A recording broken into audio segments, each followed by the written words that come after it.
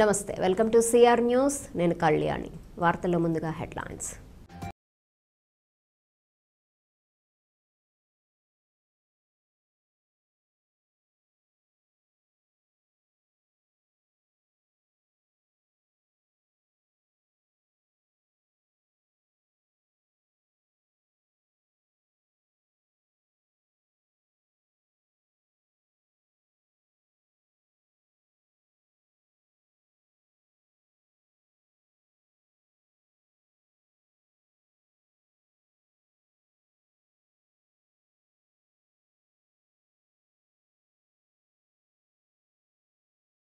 విద్యార్థులు చదువుతో పాటు క్రీడల్లో రాణించాలి. శారీరక దారుఢ్యానికి క్రీడలు ప్రధానం. గూడూరు డీఎస్పీ సూర్యనారాయణ రెడ్డి వెల్లడించారు. విద్యతో పాటు క్రీడల్లో రాణిస్తే విద్యార్థులు ఉన్నత స్థానానికి చేరుకోవచ్చని గూడూరు డీఎస్పీ ఎం సూర్యనారాయణ రెడ్డి పేర్కొన్నారు. ఆదివారం అల్లూరు ఆదిశేషారెడ్డి ప్రభుత్వ స్టేడియంలో Alluru Adiseshareddy Rotary trust games and sports ఆధ్వర్యంలో జరిగిన అంతర్పాఠశాలల క్రికెట్ పోటీలలో విజేతలకు బహుమతుల ప్రదానోత్సవ కార్యక్రమాన్ని నిర్వహించారు. ఈ సందర్భంగా డీఎస్పీ మాట్లాడుతూ ఈ ప్రాంత ప్రజలు సేవా సంస్థలు క్రీడలకు అధిక ప్రాధాన్యత కల్పించడం చాలా సంతోషంగా ఉందన్నారు. క్రీడలతో శారీరక దారుఢ్యంతో పాటు మానసిక వికాసం కలుగుతుందన్నారు. క్రీడలతో విద్యార్థుల్లో పోటీతత్వం పెరుగుతుందన్నారు. నాయకత్వ లక్షణాలను అలవర్చుకుంటారన్నారు. జీవితంలో ఎటువంటి విపత్కర పరిస్థితులు ఎదురైనా ధైర్యంగా ఎదుర్కొంటారన్నారు. విద్యార్థుల తల్లిదండ్రులు, స్కూళ్ల యాజమాన్యం విద్యతో పాటు క్రీడల్లోనూ రాణించే విధంగా చిన్న వయసు నుండే విద్యార్థులను తీర్చిదిద్దాలని సూచించారు. క్రీడా పోటీలు నిర్వహించిన Rotary club, Gudur cricket club సభ్యుల సేవలను కొనియాడారు. అనంతరం అంతర్పాఠశాలల క్రికెట్ టోర్నమెంటు విన్నర్స్ జట్టు శ్రీ చైతన్య స్కూల్, రన్నర్స్ జట్టు లిటిల్ ఏంజల్స్ పబ్లిక్ స్కూల్ జట్ల సభ్యులకు ట్రోఫీలు అందించారు. ఈ కార్యక్రమంలో జిల్లా క్రికెట్ అసోసియేషన్ సభ్యులు, Rotary past governor Konidela Munigirish, Rotarian Dasaratha Ramireddy, Mayuri Shyam Yadav, Nageswararao, Lavakumar, పలువురు రోటరీ క్లబ్ సభ్యులు పాల్గొన్నారు.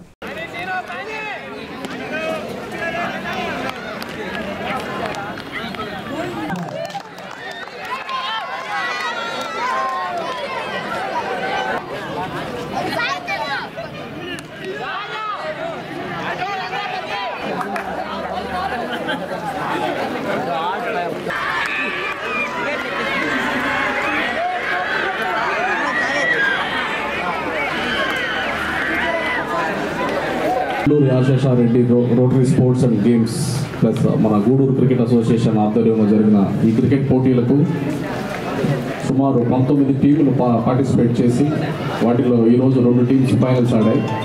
వీటిలందరికీ నేను విజ్ఞప్తి చేస్తున్నాను. Thank you. ఫైనల్స్కి వచ్చాయంటే ది బెస్ట్ 2 టీమ్స్ అని అర్థం. ఈ 2 టీమ్స్ కూడా మీ అందరికి తెలుసు ఆడిన ప్లేయర్స్కి 7 balls 10 runs స్కోర్ చేయాలి. ఒక 4 కొట్టారు. మీ అందరూ కూడా చూశారు కదా. అంటే గెలుపు ఎట్లా ఉంటుందంటే ఎవరు చెప్పలేరు. 7 balls 10 runs అంటే లాస్ట్ వికెట్కి చాలా కష్టం. అలాంటిది 4 runs చేశాడు. 6 balls 6 runs అంటే అందరూ ఈజీ అనుకున్నారు చూసేవాళ్ళంతా. క్రికెట్ అట్లా ఉంటుంది. అందువల్ల పిల్లలందరికీ కూడా మీ అందరికీ ఈ గేమ్స్ గెలుపు ఓటములు ఏంటంటే దాన్ని ఈ స్పోర్ట్స్ ఆడిన దానివల్ల మీరు చదువులో కానీ అన్నింటిలో కూడా ఓటమిని కూడా చాలా పాజిటివ్గా తీసుకునేటువంటి అవకాశం ఉంది. చదువులో కూడా అది చాలా ఉపయోగపడుతుంది. ఈ టోర్నమెంట్ని ఇంత సక్సెస్ఫుల్గా నిర్వహించినటువంటి గూడూరు క్రికెట్ క్లబ్ అలాగే రోటరీ క్లబ్ అయినప్పటికీ కూడా దీన్ని సక్సెస్ఫుల్గా ఈ 6 రోజులు అంటే ఇది పేరుకి 6 రోజులైనా మొట్టమొదటి 5 రోజులు జరిగింది. మధ్యలో వర్షాల వల్ల పోస్ట్ పోన్ అయ్యి మళ్ళీ జరిగింది. కాబట్టి ముఖ్యంగా ఈ టోర్నమెంట్ని ఈ వారం రోజులు చాలా చక్కగా దీన్ని నిర్వహించినటువంటి మా కోచ్ వేదిక మీద ఉన్నాడు. లవకుమారు, మహేష్, నాని, చరణ్, ప్రతిభ ఉంది, బౌలింగ్ ప్రతిభ ఉంది అనేటువంటిది మీకు తెలుస్తుంది. అటువంటి ప్లేయర్స్ ఎవరైతే ఉన్నారో మీ అందరికీ కూడా తెలుసు. వాళ్ళు నిజంగా చదువుతో పాటు చదువుకి ఇంపార్టెన్స్ ఇస్తూ మీరు కానీ మీకున్న టాలెంట్ని నెట్స్లో దాన్ని కోచింగ్ కానీ తీసుకుంటే మంచి క్రీడాకారులుగా తయారయ్యే అవకాశం ఉంది. ఇక్కడి నుంచి ఇదే నెట్స్లో ఇది స్టేడియంలో ఈ కార్నర్లో మీరు చూస్తుంటారు. ఈ నెట్స్లో ప్రాక్టీస్ చేసి ఈరోజు స్టేట్ టీంలో ఒక ప్లేయర్ ఉన్నాడు, పెంచల నారాయణ అని స్టేట్ టీంలో. అలాగే కొత్తగా ఏకాక్షర్ అనేటువంటి ఒక అబ్బాయి అండర్ 14 అండర్ 16లో డిస్ట్రిక్ట్ టీంలో సెలెక్ట్ అయ్యాడు. ఇక్కడ నెట్స్కి వచ్చే అబ్బాయి డిస్ట్రిక్ట్ టీం ఆడడం అంటేనే క్రికెట్. తద్వారా మీరు చదువులో కూడా మంచిగా ఉండాలని చెప్పని, తర్వాత ముఖ్యంగా ఏంటంటే ఈ క్రీడల్లో పాల్గొన్న తర్వాత ఒక భయం అది పోతుంది మీకు. కాబట్టి డయాస్ మీద ఈజీగా మీరు మాట్లాడడానికి అవకాశం ఉంటుంది. అది మీకు ఏదైనా ఇంటర్వ్యూలో మీకు అది పనికొస్తుంది. మీకు అది ఏంటంటే పర్సనల్ డెవలప్మెంట్ అది మీకు అర్థమైంది.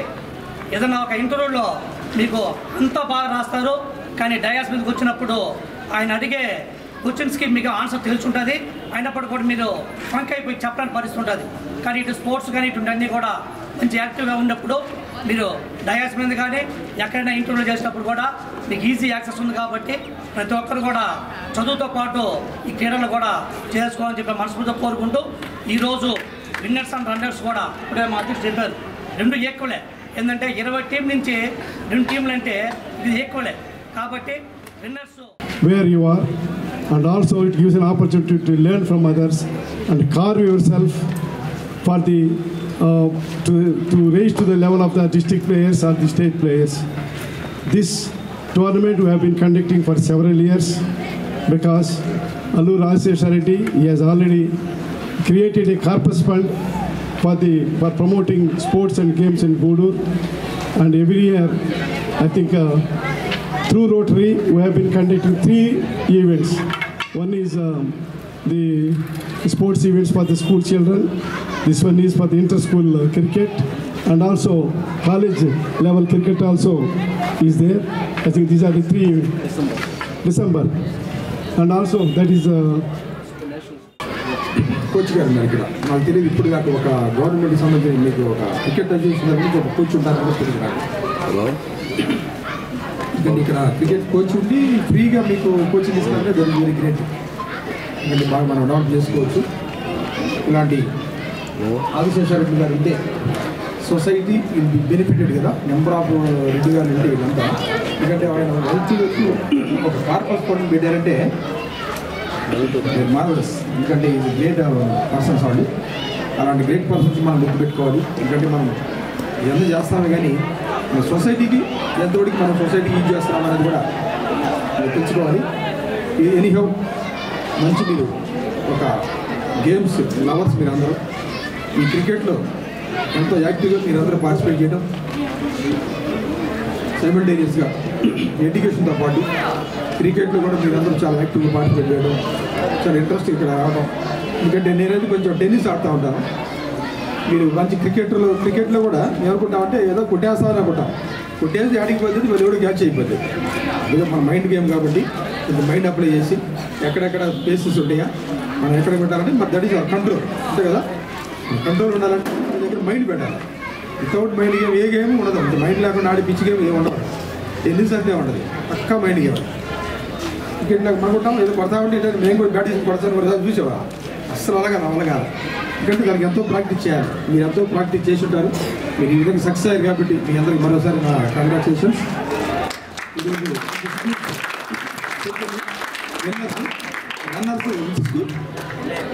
ఎల్ఏపీనా వెరీ గుడ్.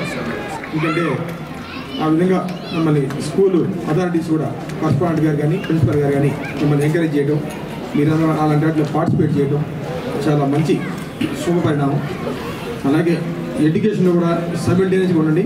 అలాగే ఫిజికల్ ఫిట్నెస్ బాగా మంచి ఇంపార్టెన్స్ ఇచ్చి మీరు మంచి స్పోర్ట్స్ మ్యాన్ అవ్వాలని చెప్పి మీ అందరికి కూడా నా తరపు నుంచి కంగ్రాచులేషన్ తెలుపుతూ ఈ అవకాశం ఇచ్చిన మన కమిటీ అందరికి కూడా నేను థ్యాంక్స్ చెప్తున్నాను. ట్రస్ట్ వారికి మరియు గూడూరు క్రికెట్ వారికి కోచ్ నవకుమార్ గారికి, అలాగే ఈనాటి కార్యక్రమానికి ఉద్యోగులుగా చేసినటువంటి గూడూరు డిఎస్పీ గారు శ్రీ సూర్యనారాయణ రెడ్డి గారికి, దశరథరామరెడ్డి గారికి,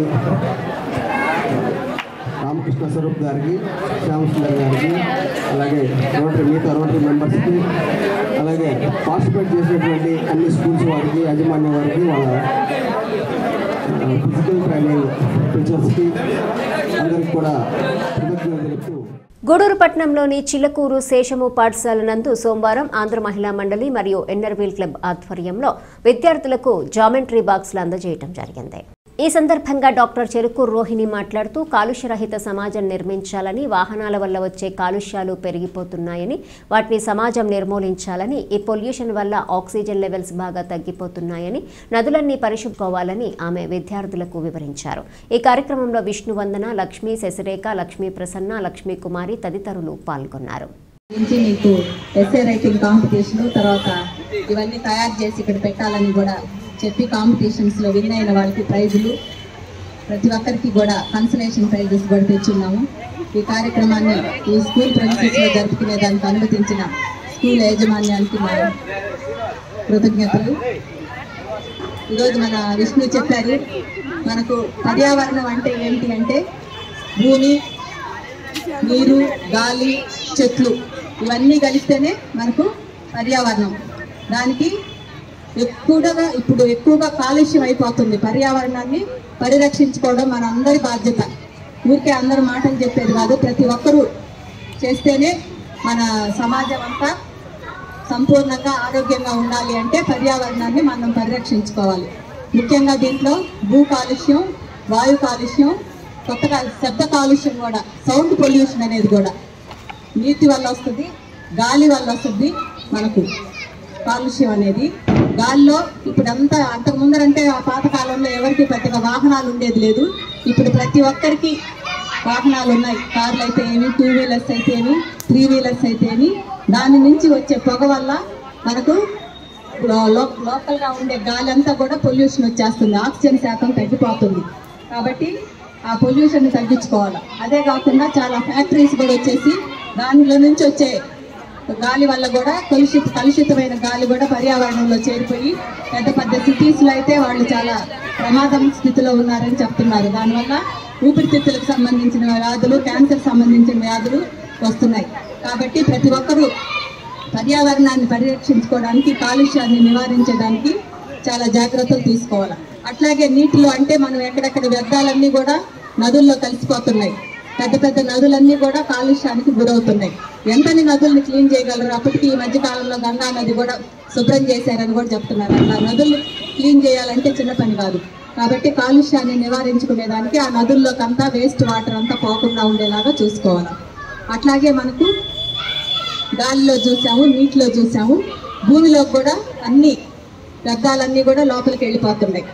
ముఖ్యంగా ప్లాస్టిక్ గురించి చెప్పే ఉంటుంది విష్ణు. ప్లాస్టిక్ అనేది చాలా కష్టమైన పని. ఇతర దేశాల్లో ప్లాస్టిక్ తో కూడిన వస్తువుల్ని తయారు చేయకూడదని చెప్పి బ్యాన్ పెట్టారు కొంతమంది దేశాల్లో.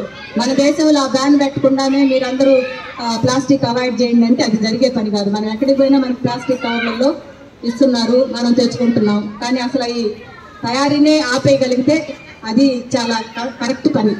కొన్ని దేశాల్లో తయారీ ఆపేసినందువల్ల ఆ దేశాల్లో ప్లాస్టిక్ అనేది కంప్లీట్గా వాళ్ళు నిషేధించగలిగారు. కానీ మన దేశంలో మాత్రం ప్లాస్టిక్ తయారు చేసేది నిషేధించకుండా అందరినీ ప్లాస్టిక్ అవాయిడ్ చేయమని చెప్తున్నారు. అది మనం చేతనైనంత వరకు చేయగలగాలి, లేకపోతే అది కష్టమైన పని.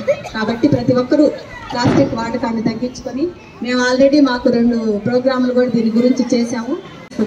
కాబట్టి ప్రతి ఒక్కరూ ఇలాంటి సూచనలన్నీ తీసుకొని ఇళ్లలో చెట్లు పెంచేది నేర్చుకోవాలా. ఇప్పుడు చూడండి, టమాటాలు కిలో 200 రూపాయలు.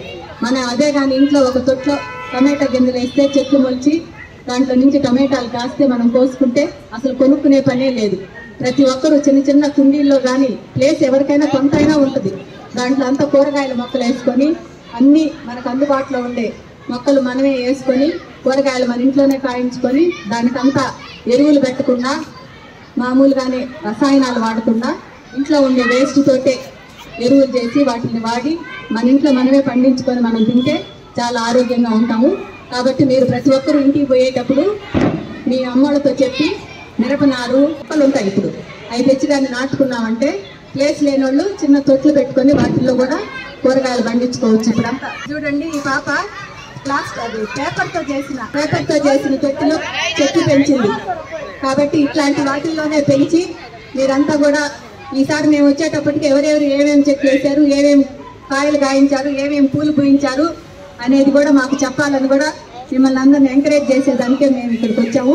మీకు అందరికి కూడా అన్నీ తెలుసుకొని మీరు పర్యావరణాన్ని పరిరక్షించడానికి ప్రతి ఒక్కరూ తమ వంతు సహకారాన్ని అందించాలని నేను కోరుకుంటూ, చెట్లు వేసుకోండి. అదొక ఆనందంగానే ఉంటుంది, మనకు పొల్యూషన్ కూడా కాకుండా ఉంటుంది. ఇప్పుడు అందరూ ఏసీల మీద ఆధారపడి పోయి ఉన్నాం ఎండాకాలం. ఎందుకంటే చెట్లు లేక, గాలి లేక అందరూ దాని మీద వచ్చేది కూడా పొల్యూటెడ్ గాలి. అదే చెట్లు కానీ వీలైనంత వరకు ఎక్కువ నాటుకున్నాం అనుకోండి, పొల్యూషన్ కూడా తగ్గదు. ఈ విధంగా మనం పర్యావరణాన్ని పరిరక్షించుకుంటే మనకు భావితరాల వాళ్ళకి చాలా బాగుంటుంది. అందుకే వాళ్ళు ఇంటర్నేషనల్ లెవెల్లో ఇది మీరు స్కూళ్ళల్లో అవేర్నెస్ ప్రోగ్రామ్ తీసుకొచ్చి వాళ్ళ దగ్గర ఎస్ఎల్ రాయించండి, తయారు చేయించి డిస్ప్లే చేయండి. వాళ్ళని చూసి ఈసారి ఇంకొంతమంది నేర్చుకొని వస్తారు అన్నారు. పిల్లలు ఎంత చక్కగా పెట్టున్నారో చూడండి. వాళ్ళ పేరెంట్స్ వల్ల కావచ్చు, వాళ్ళు నేర్చుకో ఉండొచ్చు, బాగా చేసుకొని వచ్చారు. కాబట్టి తెలుగుదేశం పార్టీ జాతీయ అధ్యక్షులు మాజీ ముఖ్యమంత్రి నారా చంద్రబాబు నాయుడు మహిళల కోసం రూపొందించిన పథకం మహాశక్తి వరం లాంటిదని తెలుగుదేశం పార్టీ మహిళా నాయకురాలు పాశం సంధ్య పేర్కొన్నారు. ఈ సందర్భంగా ఆమె మాట్లాడుతూ నేడు రాష్ట్రంలో దళారీ వ్యవస్థ రాజ్యం నడుస్తుందని, సామాన్యులు బతికే పరిస్థితి ఈ ప్రభుత్వం కల్పించలేకపోయిందని, నిత్యావసర సరుకులు దగ్గర నుండి ప్రతి వస్తువుకు ముక్కుపిండి అధిక ధరలను ఈ ప్రభుత్వం వసూలు చేస్తుందని ఆమె విమర్శించారు. మన నాయకుడు చంద్రబాబు నాయుడు మహిళల గురించి ప్రత్యేకంగా ఆలోచించి ఈ మహాశక్తి కార్యక్రమం ద్వారా మహిళలకు తెలుగుదేశం పార్టీ ఇస్తున్న ప్రాధాన్యతను తెలిపే విధంగా దీపం పథకం పేరుతో ఏడాదికి ఉచితంగా 3 సిలిండర్లు, మహిళలకు ఉచిత బస్సు ప్రయాణం, 18 ఏళ్లు నిండిన ప్రతి స్త్రీకి ఆడబిడ్డ నిధి అనే కార్యక్రమం ద్వారా నెలకు 1500 రూపాయలు, తల్లి వందనం పేరుతో మీ ఇంట్లో ఎంతమంది పిల్లలు చదువుతుంటే వారందరికీ ఒక్కొక్కరికి ఏడాదికి 15,000 రూపాయలు ఇచ్చే విధంగా రూపకల్పన చేయటం జరిగిందని, ప్రజలు ఈ కార్యక్రమాల ద్వారా తెలుగుదేశం పార్టీ చేపట్టబోయే సంక్షేమ పథకాలను అవగాహన చేసుకుని మరొకసారి తెలుగుదేశం పార్టీకి అవకాశం ఇచ్చి ఈ రాష్ట్రంలో చంద్రబాబు నాయుడిని ముఖ్యమంత్రి చేయాలని కోరారు. ఈ కార్యక్రమంలో పార్లమెంటు మహిళా ప్రధాన కార్యదర్శి మట్నం శ్రావణిరెడ్డి, కార్యదర్శి భారతి, నియోజకవర్గ మహిళా ప్రధాన కార్యదర్శి శైలజ, మాజీ కౌన్సిలర్ నూర్జహాన్, పట్టణ మహిళా అధ్యక్షులు గుండాల శ్రీదేవి, మండల మహిళా అధ్యక్షులు మల్లి శ్యామల, చిల్లకూరు మండల మహిళా అధ్యక్షులు నెలటూరు సుప్రజ మరియు నియోజకవర్గ మహిళలు తదితరులు పాల్గొన్నారు. బియ్యం కూడా ఇంకా బస్తా 2,000 నుంచి 3,000 పెరుగుతుందంట ఒక 2-3 నెలల్లో. ఆ విధంగా పెంచేసే పరిస్థితి వచ్చిందమ్మా. ఈ విధంగా ఉన్న పరిస్థితుల్లో మనము మన కుటుంబాన్ని ఏ విధంగా నడుపుకోవాలమ్మా చెప్పండి. ఇంకా అప్పులైపోవడం తప్ప, లేదా పస్తులు ఉండడమో లేకపోతే అప్పులైపోవడము, అదే అట్లాంటి పరిస్థితి అయిపోయింది. అది గమనించినటువంటి చంద్రబాబు నాయుడు గారు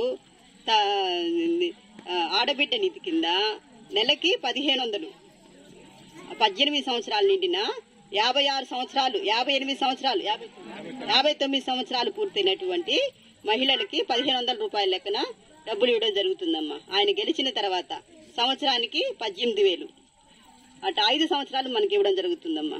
అదే విధంగా మన బిడ్డలందరూ బాగా చదువుకోవాలి, మన బిడ్డలు బాగా చదవాలి, మంచి భవిష్యత్తులోకి రావాలి. మన ఇంట్లో ఒక బిడ్డ 2 బిడ్డలు కాదమ్మా, అందరి బిడ్డలు చదవాలనే ఉద్దేశంతో ప్రతి ఒక్క బిడ్డకి ఇప్పుడు మీకు అమ్మఒడి కింద ఒకరికే వస్తుంది అనుకుంటా, ఒకరికే వస్తుంది. అది కూడా 10,000, 5,000 టేస్తా ఉన్నారు అని అన్నారు. అది కూడా పడుతుందో లేదో కూడా తెలియదు, కొంతమందికి పట్టడం లేదు, అడుగుతా ఉన్నారు.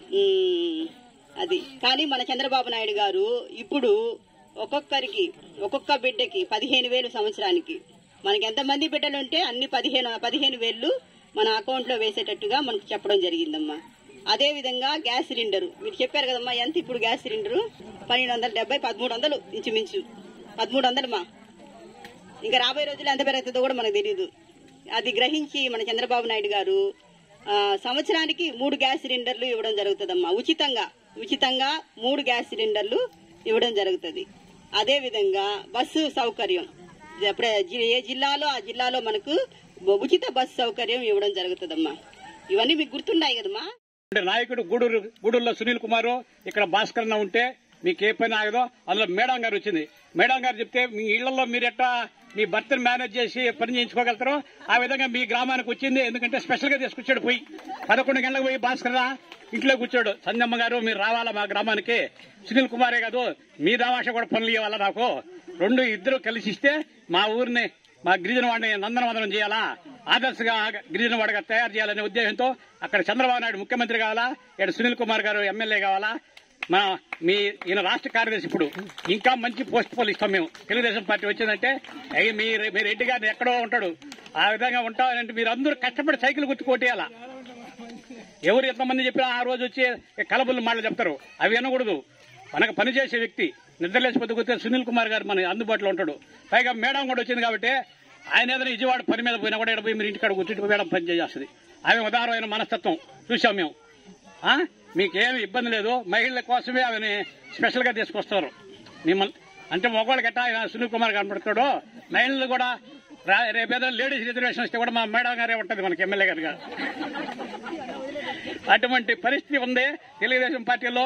పైగా 18 సంవత్సరాలు నిండిన మహిళలు, తెలుగుదేశం పార్టీ మహిళల పార్టీ. నందమూరి తారక రామారావు ఆస్తిలో సగభాగం పెట్టిన ఘనత చంద్రబాబు ఎన్టీ రామారావు. ప్రతి ఇంట్లో కుటుంబంలో మహిళలకు హక్కు కలిగింది. మగ పిల్లవాడు ఎంతో, అమ్మాయి ఒక్క అవకాశం అని చెప్పి మన దగ్గరంతా కూడా ఓట్లు వేయించుకొని ఈ రోజుకి ఒక శాసనసభ్యుడిగా ఉండి మనకు వరప్రసాద్ ఒక్కరోజు కూడా మన ఏరియాలోకి, గ్రామాల్లోకి గానీ కాలనీల్లోకి గానీ వచ్చిన పరిస్థితి లేదు. మనకు ఒక కాలనీ ఇచ్చిన పరిస్థితి లేదు. ఈరోజు మీరు చూస్తానే ఉన్నారు, ఈ పక్కన కాలనీ స్థలాలు ఇచ్చారు, బేస్ మట్టాలు కట్టారు, ఆ డబ్బులు తీసుకున్నారు, ఎక్కడోళ్ళు అక్కడ అడ్రస్ లేకుండా వెళ్ళిపోయి ఉన్నారు. అది ఈరోజు జగన్మోహన్ రెడ్డి పార్టీ పరిస్థితి. మనం అందరం కూడా ఈ జగన్మోహన్ రెడ్డి మోసపూరిత మాటల్ని ఎవరూ కూడా నమ్మకూడదని మీకు అందరికీ కూడా తెలియజేసుకుంటున్నాం. గతంలో మనం ఈ కాలనీలో రోడ్లు కానీ, ఈ కరెంటు కానీ, మనకు నీళ్ల వసతి, వాటర్ ట్యాంక్ కావచ్చు, కుళాయిలు కానీ, అన్ని స్కూల్ బిల్డింగులు కానీ, మనకు అంతకుముందు ఇందూరు నుంచి కరెంట్ వచ్చేది. మనకు కరెంటుకి చాలా ఇబ్బంది పడేవాళ్ళు. మనం సునీల్ కుమార్ గారితో చెప్పిన తర్వాత మనకిక్కడ నెల్లటూరు నుంచి, ఈ సబ్ స్టేషన్ నుంచి మనకు కరెంట్ ఇవ్వడం జరిగింది. మహాశక్తి అనే ఒక కార్యక్రమాన్ని రూపొందించి దానిలో మన మహిళలకి ముఖ్యంగా ఉపయోగించే విధంగా 4 రకాల పథకాలను ప్రవేశపెట్టారు. ఈ రోజు ఆ మహాశక్తి కార్యక్రమాన్ని 2వ రోజు మన నెల్లటూరు గ్రామంలో మనం ఇక్కడ నిర్వహించుకుంటా ఉన్నాం. మన పెద్దలు రాష్ట్ర కార్యదర్శి భాస్కరన్న గారి ఆధ్వర్యంలో ఈ కార్యక్రమానికి ముఖ్య అతిథిగా ఇక్కడికి మన ముందుకి విచ్చేసినటువంటి మన గౌరవ మాజీ శాసనసభ్యులు డాక్టర్ పాసం సునీల్ కుమార్ గారి సతీమణి సంధ్యక గారికి మనం హృదయపూర్వక ధన్యవాదాలు తెలియజేస్తున్నాం ఈ సందర్భంగా. అదేవిధంగా ఇక్కడికి విచ్చేసినటువంటి మన తెలుగుదేశం పార్టీ నియోజకవర్గ మహిళా ప్రధాన కార్యదర్శి దాసరి శైలజ గారికి, అదేవిధంగా మాజీ కౌన్సిలర్ నూర్జహాన్ గారికి, నియోజకవర్గ కమిటీ సభ్యులు సుమతి గారికి, అదేవిధంగా పెద్దలు ఎక్స్ కౌన్సిలర్ సీనియర్ నాయకులు సరస్వతమ్మ గారికి, టౌన్ ప్రెసిడెంట్ మన శ్రీదేవి గారికి, అదేవిధంగా చిల్లకూరు మండల అధ్యక్షురాలు సుప్రజ గారికి, గూడూరు రూరల్ అధ్యక్షురాలు శ్యామల గారికి, నియోజకవర్గ సభ్యురాలు మన చెన్నూరు అంకమ్మ గారికి, అదేవిధంగా మేకల మాధవి గారికి అందరికీ కూడా నా నమస్కారాలు. ముఖ్యంగా మన తిరుపతి పార్లమెంట్ అధికార ప్రతినిధి చంద్రరావు గారికి. భారతదేశంలోని 29 రాష్ట్రాల్లో ఫెయిల్యూర్ ముఖ్యమంత్రి ఎవరైనా ఉన్నారంటే అది ఆంధ్రప్రదేశ్ ముఖ్యమంత్రి వైఎస్ జగన్మోహన్ రెడ్డి అని జనసేన పార్టీ సర్వేపల్లి నియోజకవర్గ నాయకులు బొబ్బేపల్లి సురేష్ నాయుడు పేర్కొన్నారు. ఆదివారం ఆయన కొమ్మలపూడి గ్రామంలోని జగనన్న లేఅవుట్ను పరిశీలించారు. సందర్భంగా ఆయన మాట్లాడుతూ పేదవారికి జగనన్న కాలనీలు నిర్మిస్తామని హామీ ఇచ్చి కేవలం స్థలాలను మాత్రమే చూపించి అభివృద్ధి చేయడంలో విఫలమయ్యారని ముఖ్యమంత్రి జగన్మోహన్ రెడ్డి నొక్కుతున్న బటన్లన్నీ ఫెయిల్యూర్ బటన్లేనని విమర్శించారు. ఈయన వెంట పలువురు జన సైనికులు పాల్గొన్నారు. ఈ రాష్ట్ర ముఖ్యమంత్రి జగన్ రెడ్డి గారు ప్రతి పేదవాడి సొంత ఇంటి కళ నెరవేరుస్తామని చెప్పి కథలు చెప్తూ బట్టలు నొక్కుతూ ఉన్నారే తప్ప ఇక్కడ పూర్తి స్థాయిలో ఎక్కడ కూడా కనీసం ఇళ్ల స్థలం ఇచ్చేటువంటి పరిస్థితి కూడా ఎక్కడా కూడా కనిపించలే. మళ్ళీ ఎలక్షన్స్ రాబోతున్నాయి. మరి రాష్ట్ర ముఖ్యమంత్రి జగన్ రెడ్డి గారు, అయ్యా నమస్కారం సార్, బాగున్నారా? మీరు వచ్చినప్పుడల్లా ఏదో బటన్ నొక్కడానికి వచ్చి ఆ బటన్లు ఫెయిల్ అయ్యి పూర్తి స్థాయిలో ప్రజలకి మీ యొక్క పథకాలు అందిన పరిస్థితుల్లో మీరు ఏ పథకం పెట్టినా సరే కోతలతో వచ్చేటువంటి పరిస్థితి. సంవత్సరానికి మీరు ఇచ్చే పథకాల్లో తగ్గుదల తప్ప పెరుగుదల వచ్చినటువంటి పరిస్థితులు. ఇక్కడ చూస్తే అభివృద్ధి లేదు, పేదవాడికి సొంత ఇంటి కళ నెరవేర్చింది లేదు. ఫెయిల్యూర్ సీఎం ఎవరైనా ఉన్నారంటే ఈ 29 రాష్ట్రాల్లో మన రాష్ట్రం ఒకటే. అదేవిధంగా ఎక్కడ కూడా ఈ రాష్ట్ర ప్రభుత్వం ఏ విధంగా కూడా అభివృద్ధి చేసిన దాఖలాలు కనీసం పేదవాడికి సొంత ఇంటి కళ కూడా నెరవేర్చలేని స్థితిలో ఉన్నప్పుడు అవసరమా ఈ ముఖ్యమంత్రి మనకి? రాష్ట్ర ప్రజలందరూ ఒకసారి గుర్తుపెట్టుకోండి, అవసరమా ఇటువంటి ముఖ్యమంత్రి మనకి? ఇటువంటి నాయకులు అవసరమా?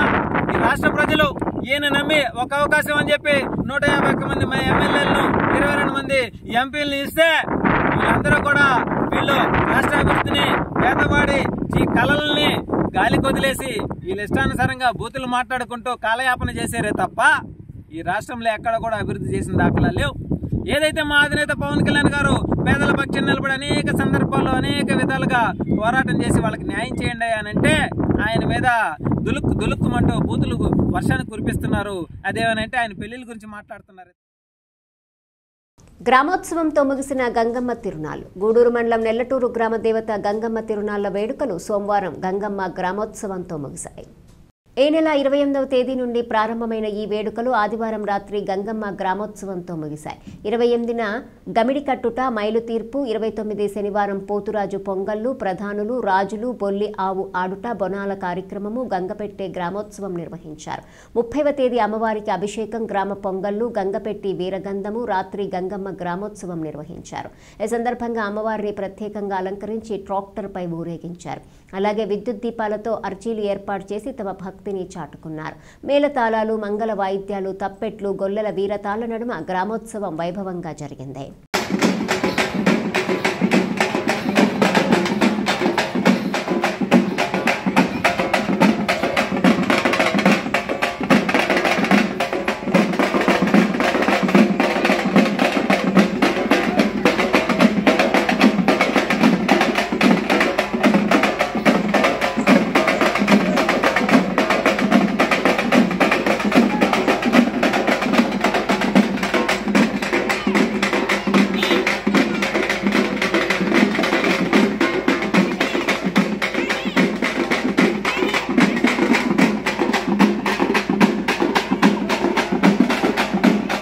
తిరుపతి జిల్లా గూడూరులోని ఆర్టీఓ కార్యాలయం ఎదుట సోమవారం రోజు రాష్ట్ర కమిటీ పిలుపు మేరకు సిపిఎం పార్టీ ఆధ్వర్యంలో కడప ఉక్కు పరిశ్రమను ప్రభుత్వాలే నిర్మాణం చేపట్టాలని డిమాండ్ చేస్తూ ధర్నా నిర్వహించడం జరిగింది.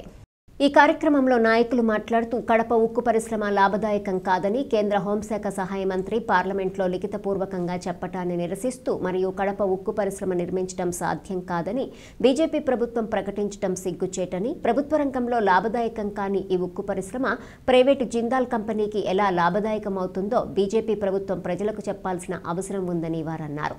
కడప ఉక్కు పరిశ్రమ రాయలసీమ ప్రజల చిరకాల కాంక్ష. ఆ ప్రాంతం కరువు సీమే కాదు, ఖనిజ సంపద సీమ అని, భూగర్భంలో 64 రకాల ఖనిజ నిక్షేపాలు ఉన్నాయని, సున్నపురాయి మొదలు విలువైన ఇనుము, అత్యంత విలువైన డోలమైట్, బంగారం, వజ్రాలు ఆ నేలలో ఉన్నాయి.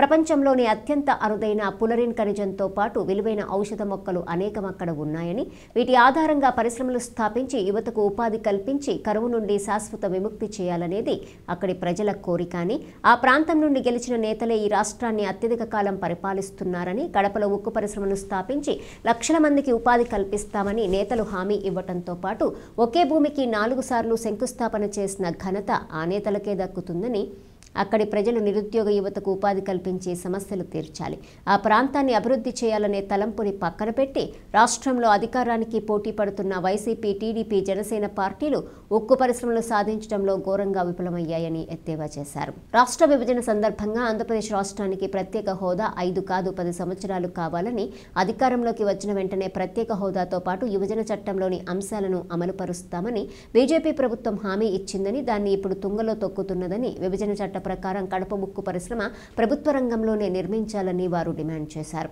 అనంతరం ఆర్డీఓ కార్యాలయంలోని ఏఓకి వినతి పత్రం సమర్పించడం జరిగింది. ఈ కార్యక్రమంలో గూడూరు సిపిఎం సెంటర్ శాఖ కార్యదర్శి జోగి శివకుమార్, సీనియర్ నాయకులు T Venkatramireddy, S Suresh, BV Ramanaiah, B Gopinath, Adapala Prasad, Pamanjimani, B Chandraiah, Penchala Prasad తదితరులు పాల్గొన్నారు. 2 సార్లు శంకుస్థాపన చేశారు. అదేవిధంగా వాళ్ళ తండ్రి గారు రాజశేఖర రెడ్డి గారు ఒకసారి శంకుస్థాపన చేశారు. మరో విధంగా అధికారం టీడీపీలో ఉన్నప్పుడు చంద్రబాబు నాయుడు ఒకసారి శంకుస్థాపన చేశారు. ఇప్పటికీ 4 శంకుస్థాపన చేశారు. ఒక భూమికి 4 శంకుస్థాపన చేశారు. రాయలసీమలో పాలకులంతా రాష్ట్రాన్ని పరిపాలిస్తున్నారు. ఈరోజు అక్కడ 64 నిక్షేపాలు ఉన్నాయి, ఖనిజ నిక్షేపాలు విస్తారంగా దొరికే ప్రాంతం. వనమూలికలతో సహా లక్షలాది మందికి ఉద్యోగాలు కల్పించవచ్చు. ఈ పార్లమెంట్లో బీజేపీ ప్రభుత్వం దొంగ నాటకాలతో సంతకాలు పెట్టించి దాన్ని నష్టాలు ఊబిలో ఉంటుంది, దాన్ని మేము నిర్వహించలేము, దాన్ని ప్రైవేటు కంపెనీకి అప్పచెప్పుదాము అని చెప్పి పార్లమెంట్లో నివేదిక తీసుకొచ్చి అందరికీ చేత సంతకాలు పెట్టించడం జరిగింది. అది చాలా దారుణమైన విషయం. మన ముఖ్యమంత్రి జగన్మోహన్ రెడ్డి గారు భారతదేశంలో ప్రత్యేకంగా ఆంధ్రప్రదేశ్లో ఎక్కువ కార్మిక సంఘాలు ఎక్కువ ఉన్నాయి. ఈ యొక్క 10 దినాల అప్పట్లో ఈ యొక్క 2 ఫ్యాక్టరీలు కూడా నిర్మించడం జరిగింది. ఆ రోజుట్లో కూడా బ్రిటిష్ వాళ్ళతో పోట్లాడి అటువంటి నాయకులు కూడా ఈ ఫ్యాక్టరీని ఏర్పాటు చేసుకున్నారు. దాంట్లో భాగంగా మన నాయకులు ఈ మధ్యకాలం వచ్చిన నాయకులు కూడా 2019 కొన్ని వాగ్దానాలు చేశారు. 23/12/2019 సంవత్సరంలో జగనన్న గారు వచ్చి ఒక వాగ్దానం చేసి ఏంటంటే, నేను కానీ పరిపాలనకు వస్తే ఈ ఫ్యాక్టరీ బ్రహ్మాండం అభివృద్ధి చేస్తాను, ఇది ప్రైవేట్ పరం చేయను, ఉండే వాళ్ళకు కూడా జీతభత్యాలు ఎక్కువ పెడతానని చెప్పి వాగ్దానం చేశారు. ఈ మధ్యకాలంలో ఈ యొక్క బీజేపీ ప్రభుత్వం ఇద్దరు కుమ్మక్కై ఉండే ప్రభుత్వ ఆస్తులతో పాటు కూడా దీన్ని కూడా అమ్ముకొని తినాలనే ఉద్దేశపూర్వకంతో ఈ యొక్క కడప ఉక్కి ఫ్యాక్టరీ చాలా నష్టంలో ఉంది, దాన్ని కూడా ప్రైవేట్ పరం చేస్తాము మీరు లేదని చెప్పి కూడా వాళ్ళు నివేదికలు కూడా తయారు చేయడం జరిగింది. అయ్యా ఈరోజు మనం అనుకుందాం, ఈ యొక్క ప్రైవేట్ వాళ్ళకి నష్టానికి నష్టం రాదా? అసిస్టెంట్ ఆయన సీఎం రమేష్, ఆయన ఎంపీ రాజ్యసభ సభ్యుడు, ఆయన కడపలో ఉక్కు ఫ్యాక్టరీ కావాలని చెప్పి ఆమరణ దీక్ష కూర్చున్నాడు. ఆయనకు మద్దతుగా చంద్రబాబు నాయుడు ఆ సంవత్సరం 2018 డిసెంబర్లో ఆయన శంకుస్థాపన చేశాడు. ఇద్దరు ప్రధాన పార్టీలు 2 కూడా శంకుస్థాపనలు చేశాయి. బీజేపీ వాళ్ళు ఏం చేశారు, రాయలసీమ డిక్లరేషన్ అని చెప్పి ఒకటి పెట్టి ఈ రాయలసీమ ప్రాంతం అభివృద్ధికి కడపలో ఉక్కు ఫ్యాక్టరీ అవసరము, అక్కడ స్థాపించాల్సింది అని చెప్పి వాళ్ళు డిక్లరేషన్ తయారు చేస్తున్నాయి. వాళ్ళు ప్రకటించి వాళ్ళు కూడా దానికి మేము మద్దతు అన్నారు. తర్వాత ఈ మధ్యకాలంలో మన పురంధరేశ్వరి గారు వచ్చిన తర్వాత కూడా ఆమె కూడా మేము కడప డిక్లరేషన్కి కట్టుబడి ఉన్నాము, దానికి అనుగుణంగా అక్కడ ప్లాంట్ పెట్టాల్సిందే అన్నది. ఆ అన్న 3వ రోజు కేంద్ర ప్రభుత్వం అక్కడ లాభం లేదా, దానివల్ల ఏం రావు లాభాలు కూడా, కాబట్టి మేము ఎవరో నిర్మించుకునే పరిస్థితిలో ఉన్నామని చెప్పేశారు. ఈయనకు ఈయన కూడా జగన్మోహన్ రెడ్డి కూడా రాయి నాటించాడు. ఈ మధ్యకాలంలో మళ్ళీ ఆయన జిందాల్ కంపెనీకి ఇచ్చేస్తామని చెప్పి ఈ సంవత్సరం ఒక ప్రకటన ఆయన ప్రకటించేశాడు. మొత్తం మీద పేరుకు మాత్రమే, వాడుకునేదానికి మాత్రమే. కోట మండల పరిధిలోని క్లస్టర్ యూనిట్ బూత్ కన్వీనర్లతో కోటపట్నం నందు సమావేశం నిర్వహించి నా బూత్ నా బాధ్యతగా ప్రతి ఒక్కరూ పనిచేయాలని సూచించిన పాషం సునీల్ కుమార్ మాజీ శాసనసభ్యులు.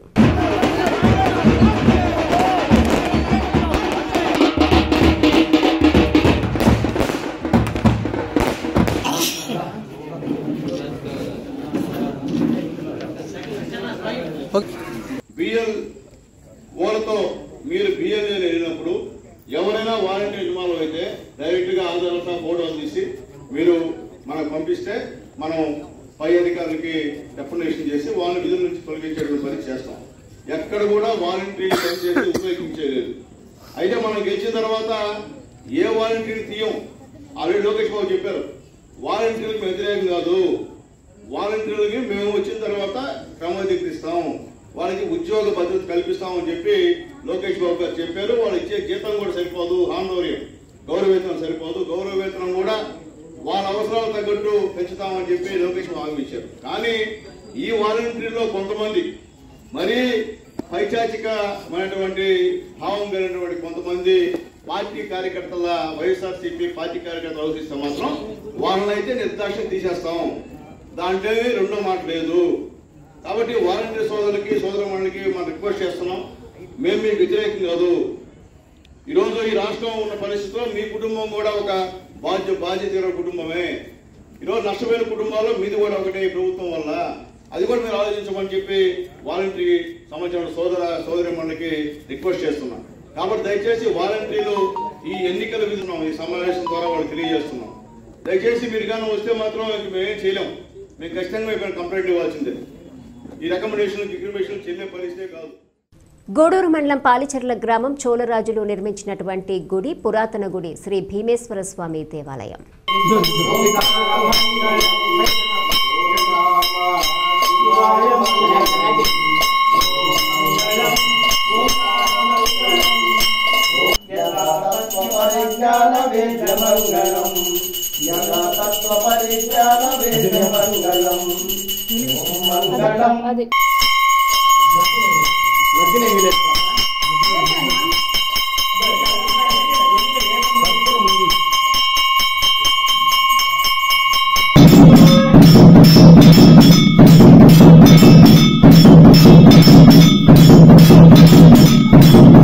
వార్తలు ముగించే ముందు హెడ్లైన్స్ మరోసారి.